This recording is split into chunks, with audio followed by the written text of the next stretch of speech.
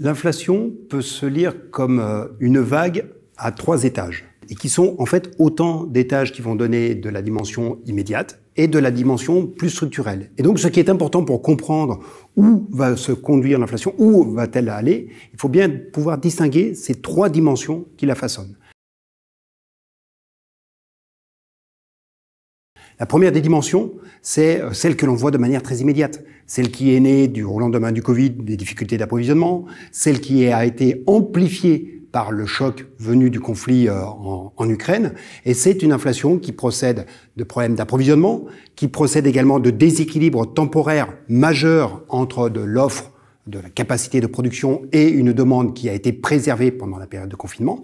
Et c'est donc une inflation qui est appelée petit à petit à s'atténuer. Les problèmes d'approvisionnement vont se résoudre, l'offre et la demande en biens notamment vont progressivement reconverger et progressivement celle-ci, cette inflation, disparaîtra. Celle qui procède notamment des chocs de prix de matières premières.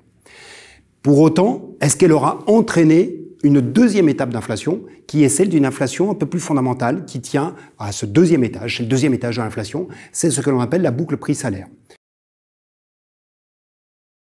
C'est-à-dire que face au choc de prix, les hausses de salaire s'enclenchent, vous avez une augmentation des demandes, une augmentation dans les négociations collectives qui s'installent, qui va occasionner ensuite, par réaction, une hausse des prix.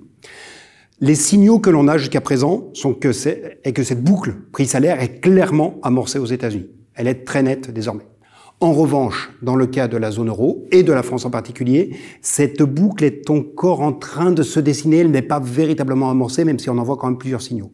Alors, qu'est-ce qui va se passer sur les négociations dans les entreprises? Eh bien, on voit quand même que progressivement s'installent des demandes de plus en plus fortes auxquelles les entreprises n'ont pas tellement d'autre choix que de répondre au travers d'augmentation de salaire. Pourquoi? Parce qu'on est dans un contexte de très forte tension sur les recrutements. C'est aussi une des conséquences de ce que l'on a connu pendant le Covid. Ce profond déséquilibre que l'on a eu sur l'offre et sur la demande de biens, elle a eu aussi pour correspondance un profond déséquilibre sur le marché du travail entre de l'offre et de la demande de travail.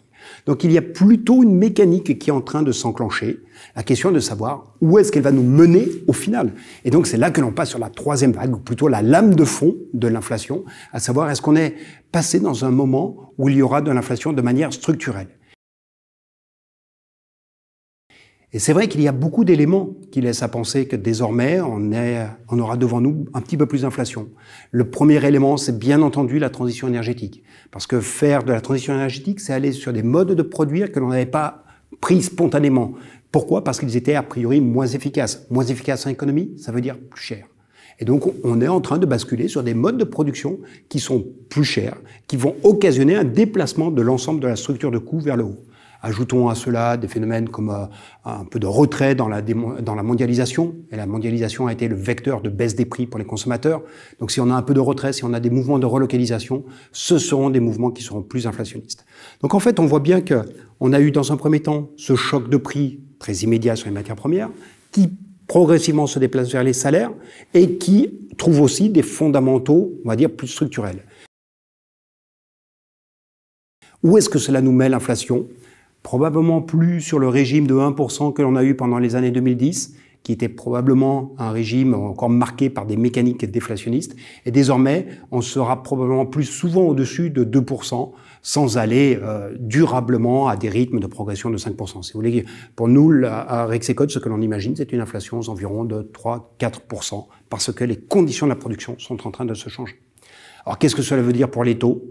Eh bien, les taux suivront, mais peut-être pas jusqu'à se porter à 5-6%. Non, les taux longs pourront peut-être monter jusqu'à 2,5-3% dans le cas des OAT françaises, mais fondamentalement, l'inflation, si on l'anticipe à 3%, alors on ne voit pas tellement de raisons pour lesquelles les taux longs, en tout cas, iraient beaucoup plus loin. Les taux courts pourront peut-être monter un petit peu plus, un peu d'inversion de la courbe des taux courts peut-être temporairement un peu plus élevés que les taux longs, mais des taux longs qui resteraient dans les environs de 3%, nous semble être aujourd'hui l'hypothèse la plus raisonnable sur une trajectoire de moyen terme.